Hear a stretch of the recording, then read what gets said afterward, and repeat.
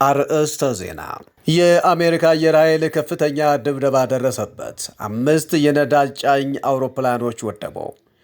ሰሜን ኮሪያ ወደ ጃፓን ባህር አቅጣጫ 10 ያህል ባሊስቲክ ሚሳይሎችን ተኮሰች። ሰላም ጤና ይስጥልኝ አድማጭ ተመልካቾቻችን እንደምን ቆይታችኋል? የመጋቢት 5 2018 ለተቅዳሜ የሰዓቱን አበይት መረጃዎች አርእስቶቹን በማስቀደም ጀምረናል። እስከ መረጃዎቻችን ፍጻሜ ድረስ አብራችሁን ቆየው። በቆይታችን በርካታ ቁጥር ያላቸው የኦነግ ሸኔ፣ የትነግ፣ የፋኖ፣ የኦብነግ አባላት እየተመረመሩ ነው። የ3 ቀናት ብሔራዊ የሐዘን ቀን ታወጀ። ሽብርተኝነትን የሚመለከተው የአሜሪካ የኢሚግሬሽን ሕግ ጥገኝነት፣ የመኖሪያ ፍቃድና ዜግነት ባገኙ ኢትዮጵያውያን ላይ ተፈጻሚ ይሆናል አለ። እንዲሁም ከአሜሪካና ኢራን ጦርነት ጋር ተያይዞ እየተሰሙ የሚገኙ ትኩስ አጫጭር መረጃዎችን እንዲሁም ሌሎችን መረጃዎችና ዜና ትንታኔ የምናደርሳችሁ ይሆናል። እስከ መረጃዎቻችን ፍጻሜ ድረስ አብራችሁን ቆዩ። የተወደዳችሁ ቤተሰቦቻችን ቪዲዮውን ስትጀምሩት የዩቲዩብ ገጻችን ሰብስክራይብ፣ የፌስቡክ ገጻችን ደግሞ ላይክ ማድረጋችሁን አትርሱ። በየቀኑ የሚለቀቁ መረጃዎች በቀጥታ እንዲደርሷችሁ በገጾቻችንን ቀድማችሁ እንድትወዳጁ እንጠይቃችኋለን። አሁን ወደ አጫጭር መረጃዎች ከማምራታችን በፊት የዛሬውን ዜና ትንታኔ ርዕሰ ጉዳይ እንንገረው። ሽብርተኝነትን የሚመለከተው የአሜሪካ የኢሚግሬሽን ሕግ ጥገኝነት፣ የመኖሪያ ፍቃድና ዜግነት ባገኙ ኢትዮጵያውያን ላይ ተፈጻሚ ይሆናል። ዝርዝር ትንታኔውን ወደ ኋላ የምናቀርበው ነው የሚሆነው። ቤተሰቦቻችን አሁን ወደ አጫጭር መረጃዎች እናልፋለን። በርካታ ቁጥር ያላቸው የኦነግ ሸኔ፣ የትነግ፣ የፋኖ፣ የኦብነግ አባላት እየተመረመሩ ነው። በርካታ ኢትዮጵያውያን የማህበራዊ ገጾቻቸውን እያጸዱና እያጠፉ መሆኑ ተሰምቷል። የተባረረው መጋቢት 5 ቀን 2018 ወደ ኢትዮጵያ እንዲመለስ የተደረገውን ሰለሞን ቦጋለን አስመልክቶ የአሜሪካ የኢሚግሬሽንና የጉምሩክ ማስከበሪያ አይሲኢ ያወጣው መግለጫ አሜሪካን አገር በሚኖሩ ኢትዮጵያውያን መካከል የጎራ መደበላለቅ፣ የእርስ በርስ መካሰስ አስነስቷል። በርካታ በማህበራዊ ሚዲያ መረጃዎችን በማሰራጨት የሚታወቁ ገጾቻቸውን እያጸዱ ሲሆን ዘመቻው ወደ አውሮፓም ይዘረጋል በሚል የጥንቃቄ መልእክት እየተሰራጨ ነው። እንደ አይሲኢ አገላለጽ ደረጃ 3 ተብሎ በተፈረጀው የሽብር ቡድን ውስጥ አባል ነው የተባለው ሰለሞን የፋኖ አባል መሆኑን ሲገልጽ የሚያሳዩ ፎቶዎችና ቪዲዮዎች በማውጣት ሌሎችም አሉ በሚል ስም እየጠቀሱ ጥቆማ እንዲደረግባቸው እየወተወቱ ያሉም አለው። በተመሳሳይ መፍራት አያስፈልግም በሚል የአማራ ሕዝብ የህልውና ትግል ላይ እንደሆነ የሚገልጹ በሰሜኑ ጦርነቱ ወቅት የአማራ ሕዝብ ላይ የተፈጸመው የጅምላና የተናጠል እርምጃዎችን እያወጡ በመለጠፍም ላይ ናቸው። ሰለሞን ቦጋለው ወደ ኢትዮጵያ እንዲመለስ የወሰነው የአሜሪካ የኢሚግሬሽንና የጉምሩክ ማስከበሪያ አይሲኢ ሰለሞን በማህበራዊ ሚዲያ በትግራይ ተወላጆች ላይ ስደትና ጥቃት እንዲፈጸም እንዲሁም የዘር ማጽዳት እርምጃ እንዲወሰድ ሲቀሰቀስ እንደነበር ገልጿል። የፋኖ አባል እንደነበር በይፋ ያስታወቀው ሰለሞን ወደ ኢትዮጵያ መላኩን ተከትሎ በአማራና በትግራይ አክቲቪስቶች መካከል የቃላት ጦርነት ተበራክቷል። አንዱ ሌላውን መጠቆም ጀምረዋል። ራሱን ፋኖ መሳይ መኮንን በሉኝ ያለውና የፋኖና ትነግ ጥምረት ላይ በስፋት ሲሰራ የሚታየው የአንከር ሚዲያ ባለቤት የትነግ ደጋፊዎች ከሰለሞን ቦጋለ ወደ ሀገር ቤት መባረር በኋላ አንጀታችን ቅቤ ጠጣ፣ የቀራችሁትም ቀናችሁን ጠብቁ አይነት ቀረርቶ እያሰሙ ነው። አንዳንዶች የኔን ጨምሮ በወቅቱ በህልውና ተጋድሎ ትነግን ፊት ለፊት ስናወግዝ የነበርን ሰዎችን ፎቶግራፍ እያወጡ ተራችሁን ጠብቁ አይነት ዛቻና ፉከራ ሲያሰሙ እያየው ነው።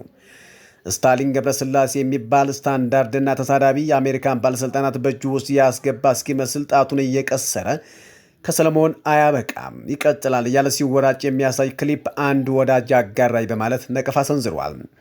የፋኖ ብቻ ሳይሆን የኦነግ ሸኔ አባላትን ያሉም በወቅቱ ህዝብን ከህዝብ የሚያጋጭ መረጃ ሲያስተላልፉ በጅምላ እርምጃ ሲወስዱ የሚያሳይ መረጃ እየወጣ ጥቆማ እንዲደረግ እየወተወቱ ያሉም አሉ።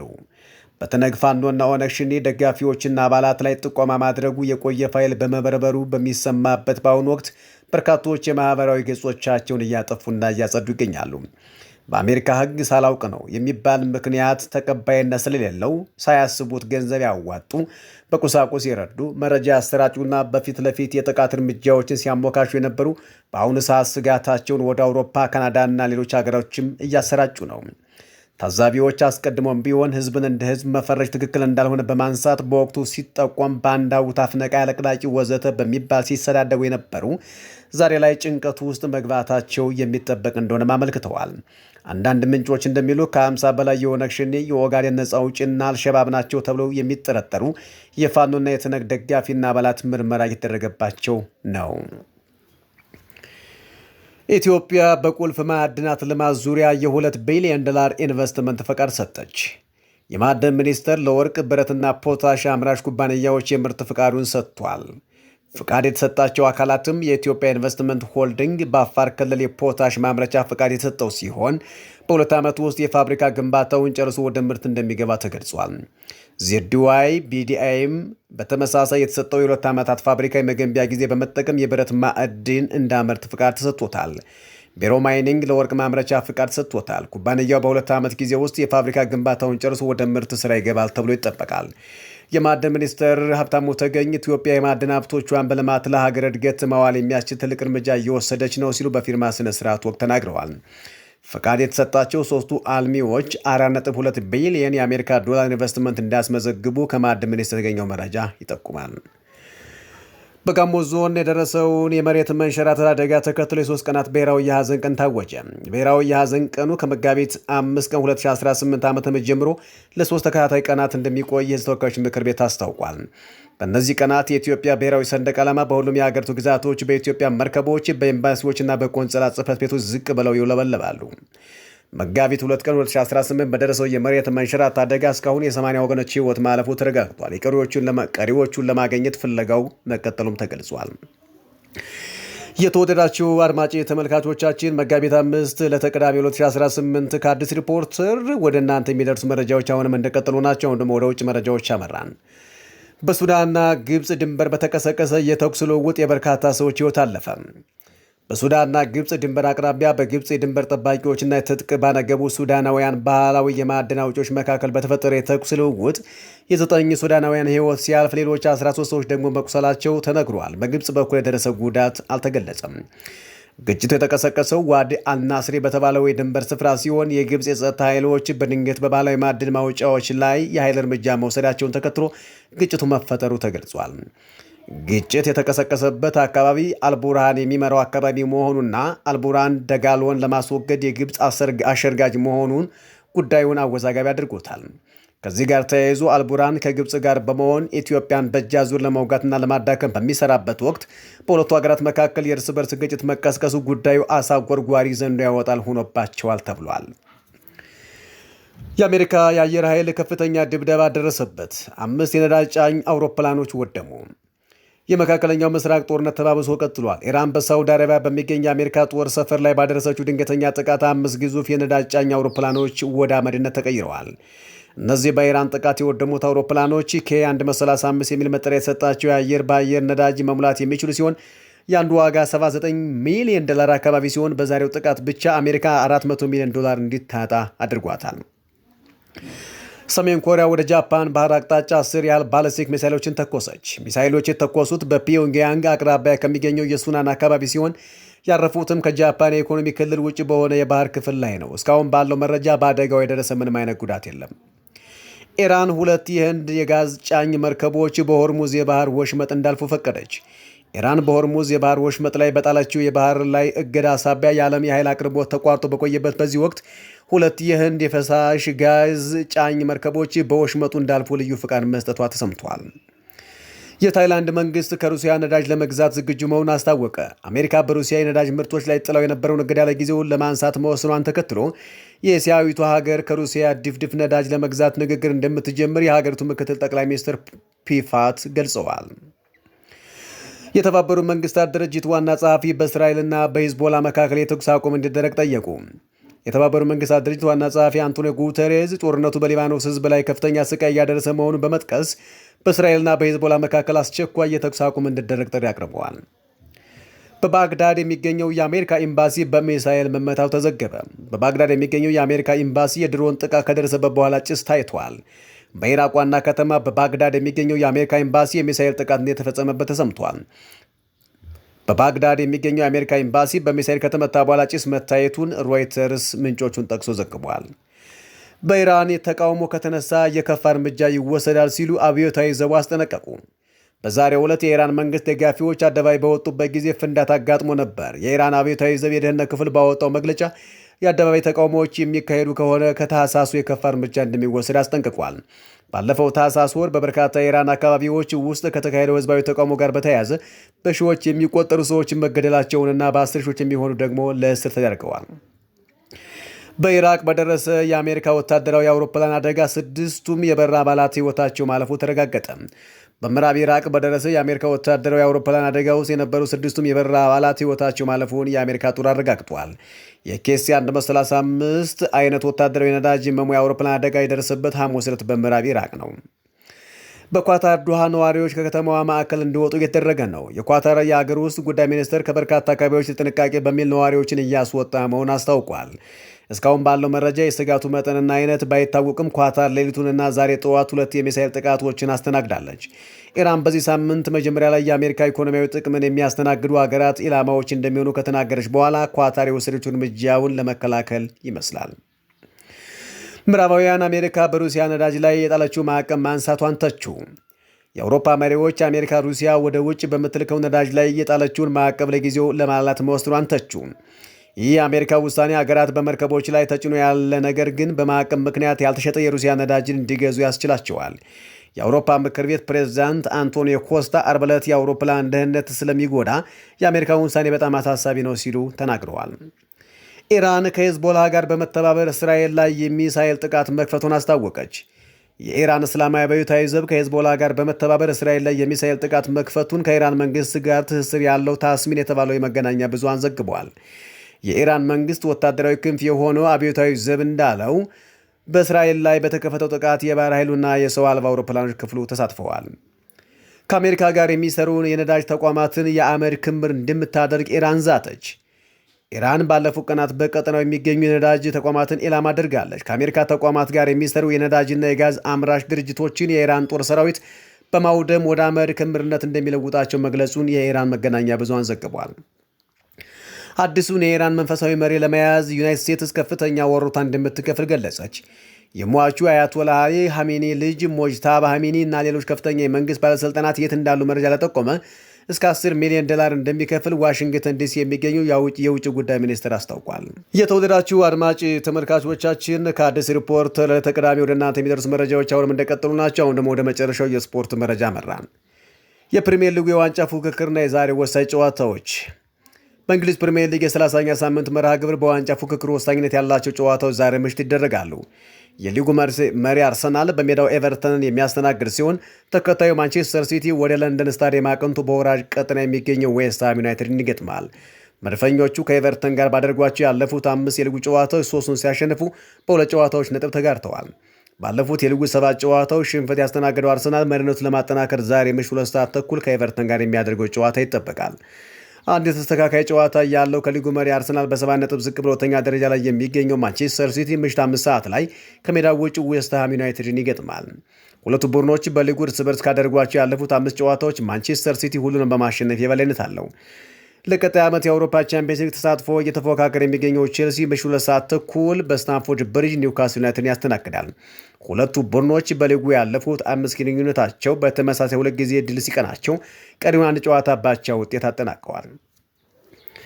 የተወደዳችሁ ቤተሰቦቻችን ለዛሬ ወደ እናንተ ያደረስናቸው መረጃዎች እነኚህን ይመስሉ ነበር። ከዚህ በኋላ ደግሞ ዜና ትንታኔው ወደ እናንተ የሚደርስ ነው የሚሆነው። ነገር ግን በየዕለቱ የሚለቀቁ መረጃዎችን በቀጥታ እንድታገኙና በኖቲፊኬሽን እንዲያሳውቋችሁ የዩቲዩብ ገጻችን ደወሏን በመጫን ሰብስክራይብ ማድረጋችሁን አትርሱ። በዩቲዩብ የማይለቀቁ መረጃዎች፣ ሰፊ መረጃዎች ደግሞ እንዲደርሷችሁ ከፈለጋችሁ የፌስቡክ ገጻችን ገብታችሁ አዲስ ሪፖርት ላይ ያላችሁ ላይክ በማድረግ ተቀላቀሉ። ሰላማችሁ ይብዛላችሁ። አድማጭ ተመልካቾቻችን አሁን ደግሞ በስፋት ወደምንመለከተው ዜና ትንታኔያችን እናመራለን። ዜና ትንታኔውንም እርሱን በማስቀደም እንጀምራለን። ሽብርተኝነትን የሚመለከተው የአሜሪካ የኢሚግሬሽን ሕግ ጥገኝነት፣ የመኖሪያ ፈቃድና ዜግነት ባገኙ ኢትዮጵያውያን ላይ ተፈጻሚ ይሆናል። የዛሬው የዜና ትንታኔ የሚያተኩረው ከእንግሊዝ ሀገር ወደ አሜሪካ አምርቶ የጥገኝነት ማመልከቻው እየታየለት ያለው አቶ ሰለሞንን አስመልክቶ የተፈጠረውን መተራመስ ይመለከታል። አቶ ሰለሞን ከፋኖ ጋር መያያዙ ፋኖ ሶስተኛ ደረጃ ሽብርተኛ ተብሎ መፈረጁና ይህንኑ ተከትሎ ለፋኖ የሚሰሩ በገንዘብ የሚረዱ በሚዲያ ሽፋን የሚሰጡ በቁሳቁስ የሚያግዙ ወዘተ ስጋት ውስጥ ጥሏል። እንደሚሰማው ከሆነ ከትግራይ ጦርነት ጀምሮ እስካሁን ድረስ ህዝብንና ግለሰቦችን ማዕከል ያደረገ አደገኛ ቅስቀሳ አሰራጭተዋል በሚል ማስረጃቸው እየተሰበሰበ ለአሜሪካን ኢሚግሬሽንና ጉምሩክ ባለስልጣን እየቀረበ መሆኑም ተሰምቷል። የፋኖ ብቻ ሳይሆን የኦነግ ሸኔና የትህነግ አባላትና ደጋፊ የሆኑ በስም እየተጠቀሱ ለኢሚግሬሽንና ጉምሩክ ባለስልጣን ክስ እየቀረበባቸው ነው። ጥቆማ እየቀረበባቸው ካሉት መካከል በሚዲያ ስራ የተሰማሩ፣ በአክቲቪዝም የሚታወቁ፣ በግልጽ ደጋፊነት የሚታወቁና ሚዲያ ሳይቀር ስፖንሰር የሚያደርጉ እንደሚገኙበት የዋሽንግተን የአዲስ ሪፖርተር ተባባሪ አመልክቷል። በዚህ ሳቢያ ህጉ በማንና በምን አይነት ደረጃ ያሉትን ይመለከታል፣ ዜግነት ባላቸው ላይ ተግባራዊ ይሆናል፣ ወዘተ የመሳሰሉትን ጉዳዮች አስመልክቶ መረጃ ለማካፈል ከባለሙያ ጋር የተደረገ ቃለ ምልልስ በሪፖርት መልክ አቅርበናል። ይከታተሉ።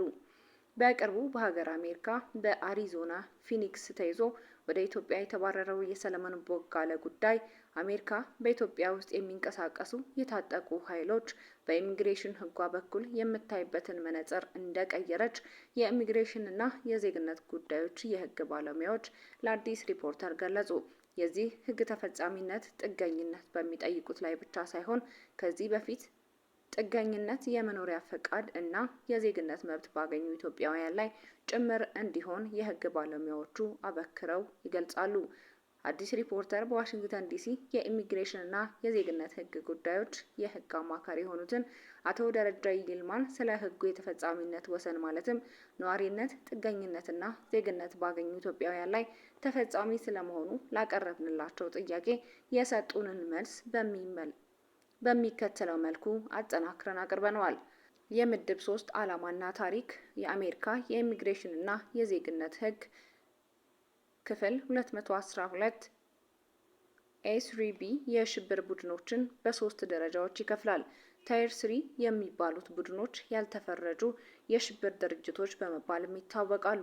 ህጉ እነዚህን ቡድኖች ሲተረጉም ሁለት ወይም ከዚያ በላይ የሆኑ ግለሰቦች ስብስብ ሆነው የጦር መሳሪያን በመጠቀም በኃይል የፖለቲካ ዓላማቸውን ለማሳካት የሚንቀሳቀሱ በማለት ይገልጻቸዋል። የዚህ ምደባ ዋና ዓላማ አሜሪካ በይፋ ሽብርተኛ ካለቻቸው ቡድኖች በተጨማሪ በሌሎች ሀገራት ውስጥ ግጭት የሚፈጥሩ የታጠቁ ኃይሎችን ለመቆጣጠር ነው። ይህ የህግ መደብ በይፋ ስራው ላይ የዋለው እንደ አውሮፓውያኖቹ አቆጣጠር በ2001 ዓ.ም በአሜሪካ ከደረሰው የ9/11 የሽብር ጥቃት በኋላ በወጣው የሀገር ፍቅር አዋጅ ላይ ነው። ይህ አዋጅ የሽብርተኝነት ትርጓሜን በማስፋት ማንኛውንም በኃይል የሚንቀሳቀስ የታጠቀ ስብስብ እንዲያካትት አድርጓል። በኋላም በ2005 የወጣው የሪል አይዲ አክት የቁሳቁሳዊ ድጋፍ ትርጓሜውን በማጥበቅ ለማንኛውም የታጠቀ ኃይል የሚደረግ ንክኪ ለኢሚግሬሽን ክልከላ በቂ ምክንያት እንዲሆን ደንግጓል። ህጉ ለሁለት አስርት ዓመታት ቢኖርም አሁን ላይ በኢትዮጵያ ኃይሎች ላይ መጠናከሩ ወቅታዊውን የፖለቲካ ለውጥ ያሳያል። በህግ ስር ተጠያቂ የሚያደርጉ ተግባራት በቀጥታ በውጊያ መሳተፍን ብቻ ሳይሆን የትጥቅ እንቅስቃሴ እንዲደረግ ማነሳሳትን፣ መረጃ ማሰባሰብን፣ ለቡድኑ የገንዘብ ማሰባሰቢያ ዝግጅቶችን ማድረግና ማንኛውንም አይነት ቁሳዊ ድጋፍ መስጠትን ያካትታሉ። አሜሪካ ይህንን ህግ በመጠቀም በኢትዮጵያ ውስጥ ሰላምን ለማስፋት የምታደርገውን ጥረት በህግ በኩል እያጠናከረች ትገኛለች። ህጉና የዲፕሎማሲ ተለዋዋጭነት የምድብ 3 አንቀጽ በተግባር ላይ የሚውልበት ሁኔታ ከአሜሪካ የውጭ ጉዳይ ፖሊሲ ጋር በቀጥታ የተቆራኘ ነው። አሜሪካ አንድን የታጠቀ ስብስብ በምድብ 3 ህግ መነጽር ለማየት የምትወስነው ያ ቡድን በወቅቱ ካላት ስልታዊ ጥቅምና ከሚመለከተው ሀገረ መንግስት ጋር ካላት ወዳጅነት አንጻር ነው። አሜሪካ ከአንድ ሀገር መንግስት ጋር ያላት ግንኙነት በሻከረበት ወቅት የታጠቁ ኃይሎችን አይታ እንዳላየች ልታልፍ ትችላለች። ሆኖም ግን አሁን ከኢትዮጵያ መንግስት ጋር ባላት ስልታዊ ወታደራዊ ትብብር ምክንያትም የመንግስትን መረጋጋት የሚፈታተኑ ቡድኖችን በታየር 3 ህግ ስም ማሳደድ ጀምራለች። የዚህ ተለዋዋጭነት ሌላው መገለጫ መረጃ ልውውጥ ነው። የመረጃ ልውውጥ ነው። በሁለቱ ሀገራት መካከል ጥብቅ ወዳጅነት ሲኖር የኢትዮጵያ ደህንነት ተቋም በማህበራዊ ሚዲያ ጥቃት የሚንቀሳቀሱ ግለሰቦችን መረጃ ለአሜሪካ አቻዎቻቸው አሳልፈው ይሰጣሉ። አሜሪካም ይህንን መረጃ መሰረት በማድረግ በኢሚግሬሽን ሕጓ በኩል እርምጃዎችን ትወስዳለች። የሰለሞን ቦጋለ ጉዳይ የሚያሳየው አሜሪካ አሁን ያለውን የኢትዮጵያ ነባራዊ ሁኔታ ለማረጋጋት ስትል ሕጉን በከፍተኛ ጥብቅነት ተግባራዊ ማድረግ መጀመሯን ነው። በአጠቃላይ በአሜሪካ የሚኖሩ ደጋፊዎች ድሮ አተነካንም አሁንም አንነካም የሚለው ስሌታቸው ወቅታዊውን የዲፕሎማሲ ለውጥ ያላገናዘበ ነው። የአሜሪካ የውጭ ጉዳይ ፖሊሲ አቅጣጫውን ወደ ቀጠናዊ መረጋጋት ባዞረበት በዚህ ወቅት ሕጉ ለማንኛውም የታጠቀ ኃይል ደጋፊ ምህረት የሌለው መስፈርት ሆኖ ይቀርባል። የጥገኝነት ፈቃድ ስረዛና የመባረር ሂደት። አንድ ግለሰብ የጥገኝነት ፈቃድ ማግኘቱ በአሜሪካ ለዘላለም ለመኖር የሚያስችል ቋሚ ዋስትና አይደለም። የኢሚግሬሽን ሕጉ ጥገኝነትን እንደ ጊዜያዊ የደህንነት መጠለያ ስለሚቆጥረው ግለሰቡ ለጥበቃው ብቁ የሚያደርገውን የባህሪ መስፈርት ካጣ ጥበቃው በማንኛውም ጊዜ ሊነሳ ይችላል። አንድ ጥገኝነት ያገኘ ሰው በታየር ስር ከተመደቡ ቡድኖች ጋር ንክኪ ካለው ወይም በማህበራዊ ሚዲያ የጥቃት ቅስቀሳ ሲያደርግ ከተገኘ የኢሚግሬሽን ባለስልጣን የጥገኝነት ስረዛ ሂደትን ወዲያውኑ ይጀምራል። ጥገኝነትን ለመሰረዝ ከሚጠቀሱባቸው ዋና ዋና ምክንያቶች አንዱ የሀገር ደህንነት ስጋት ነው። ግለሰቡ ለታጠቁ ኃይሎች ገንዘብ መላኩ ወይም በማህበራዊ ሚዲያ የጥላቻ ንግግር ማሰራጨቱ ግለሰቡ አሜሪካ ውስጥ በሰላም ለመኖር ሳይሆን የውጭ ሀገር ግጭቶችን ለማባባስ እንደሚንቀሳቀስ ማሳያ ተደርጎ ይወሰዳል። በዚህ ወቅት ጉዳዩ ወደ ኢሚግሬሽን ፍርድ ቤት የሚመራ ሲሆን ፍርድ ቤቱም ጥገኝነቱን ሰርዞ ግለሰቡን ወደ ሀገሩ እንዲባረር ይወስናል። በተጨማሪም ቁሳቁሳዊ ድጋፍ መስጠት ለጥገኝነት ስረዛ ትልቁ ምክንያት ነው። ብዙዎች ለሰብአዊ እርዳታ በሚል ሽፋን ለታጣቂዎች ገንዘብ ሲያሰባስቡ ይታያሉ። ሆኖም ግን ያ ገንዘብ ለትጥቅ መግዣ ወይም ለታጣቂዎች ስምሪት መዋሉ በትንሹም ቢሆን ከተረጋገጠ ለጋሹ ግለሰብ በታየር 3 ወንጀል ተባባሪ ሆኖ ይፈረጃል። ይህ የህግ አፈጻጸም በሰለሞን ቦጋለ ላይ እንደታየው ግለሰቡ ያገኘውን የኢሚግሬሽን ደረጃ አደጋ ላይ የሚጥልና ያለምንም ቅድመ ማስጠንቀቂያ ከሀገር እንዲባረር የሚያደርግ ነው። የቋሚ ነዋሪነትና የዜግነት ስረዛ። የቋሚ ነዋሪነት ፈቃድ ያላቸው ግለሰቦች አሁንም የውጭ ሀገር ዜጋ በመሆናቸው ለኢሚግሬሽን ህግጋት ሙሉ በሙሉ ተገዢ ይሆናል። የቋሚ ነዋሪነት ፈቃድ ያላቸው ግለሰቦች አሁንም የውጭ ሀገር ዜጋ በመሆናቸው ለኢሚግሬሽን ህግጋት ሙሉ በሙሉ ተገዥ ናቸው። የግሪን ካርድ ባለቤት የነበረ ሰው ወደ ዜግነት ለማግኘት ጥያቄ በሚያቀርብበት ወቅት ከታጠቁ ቡድኖች ጋር ያለው ግንኙነት ቢደረስበት መልካም ስነ ምግባር የለውም ተብሎ ዜግነት ከመከልከሉም በላይ ያለው ነዋሪነት ፈቃድ ተሰርዞ ለስደት ሊዳረግ ይችላል። አንድ ግለሰብ ግሪን ካርድ ሲያገኝ ከሽብር ቡድኖች ጋር ግንኙነት እንደሌለው በቅጽ ላይ ቢፈርምም በኋላ በማህበራዊ ሚዲያ አባልነቱ መግለጹ የመረጃ ማጭበርበር ተብሎ ያስቀጣዋል። የአሜሪካ ዜግነት ያገኙ ግለሰቦች እንኳን ቢሆኑ ከታየር 3 ህግ ሙሉ በሙሉ ነፃ አይደሉም። አንድ ግለሰብ ዜግነት ሲያገኝ ከማንኛውም የውጭ ኃይል ወይም የሽብር ቡድን ጋር ግንኙነት የለኝም ብሎ ቃል ይገባል። ዜግነት ካገኘ በኋላ ግን ከፋኖ፣ ከኦነግ ሸኔ ወይም ከህወሓት ጋር ቀጥተኛ ግንኙነት እንደነበረው ቢደረስበት የዜግነት ስረዛ ሂደት ሊጀመርበት ይችላል። ይህ የሚሆነው ግለሰቡ ዜግነት የወሰደው እውነተኛ ማንነቱን ደብቆ ወይም ባለስልጣናትን አጭበርብሮ ነው በሚል የህግ ትርጓሜ ነው። ዜግነቱ የተሰረዘ ግለሰብ ወዲያውኑ ወደ ነበረበት የስደተኛነት ደረጃ ይመለሳል። ከዚያም በታየር 3 ወንጀል ተከሶ ከሀገር ይባረራል። በተጨማሪም ዜግነት ያለው ሰው ለታየር 3 ቡድኖች መሳሪያ በመግዛት ወይም በከፍተኛ ደረጃ የገንዘብ ድጋፍ በማድረግ ከተሳተፈ በፌዴራል ፍርድ ቤት በሽብር ድጋፍ ወንጀል ተከሶ ከባድ የዓመታት እስራት ይጠብቀዋል። ይህም አሜሪካ በማንኛውም የደረጃ እርከን ላይ ያለን የትጥቅ ቡድን ደጋፊ በህግ መምታት እንደምትችል ያሳያል። ሲጠቃለል ከላይ ባየነው የአሜሪካ የዜግነትና ኢሚግሬሽን ህግ ትንታኔ መሰረት በሽብርተኝነት ተጠያቂ የሚሆኑት ጥገኝነት እየጠየቁ ያሉት ብቻ ሳይሆኑ ነዋሪነት፣ ጥገኝነትና ዜግነትን ባገኙ የህወሓት፣ የኦነግ ሸኔና የፋኖ አባላትና ደጋፊዎች ላይ ጭምር ህጉ በእኩልነት ተፈጻሚ እንደሚሆን ነው። ኢትዮጵያና የአሜሪካ መንግስት ከቅርብ ጊዜ ወዲህ በጸረ ሽብር ትግል በወታደራዊና ኢኮኖሚያዊ መስክ በጋራ ለመስራት ስትራቴጂካዊ ስምምነት ተፈራርሟል። በመሆኑም ይህ ስምምነት በተግባር እየዋሉ እንደሚገኙ አሜሪካ የኢሚግሬሽንና ጉምሩክ ባለስልጣን ሰሞኑን በምድብ ስሪ ውስጥ የሚወድቁ አሸባሪ ቡድኖች ደጋፊዎች ላይ እየወሰደ የሚገኘው እርምጃ አንዱ ማሳያ ነው። ይህ እርምጃ የእነዚህን ቡድኖች የፋይናንስ፣ የሰው ኃይልና የሞራል ድጋፍ ምንጭ በማድረግ የኢትዮጵያ መንግስት የጸረ ሽምቅ ውጊያ ጥረት ይደግፋል። ስለሆነም ጊዜው ሳይረፍድ በአንድ ሀገር ልጅነት መገናኘት፣ መመካከርና ልዩነትን አጥብቦ ሀገርን ከዚህ ክፉ ጊዜ በብልሃት ማሻገር ብቸኛው አማራጭ ነው። ኢምፔሪያሊዝም ወይም ኮሎኒያሊዝም እያሉ ከመጃጃል ወጥቶ በአይን የሚታየውንና በእጅ የሚዳሰሰውን ተጨባጭ የኃይል ሚዛን እውነታ መገንዘብ ይገባል። የኃይል አሰላለፉ የሚያሳየው የትጥቅ ትግል ዋጋ እያስከፈለ ከጥፋት ባለፈ ውጤት እንደማያመጣ ነው። ብልህነት ወደ ሰላም መንገድ መመለስ ነው።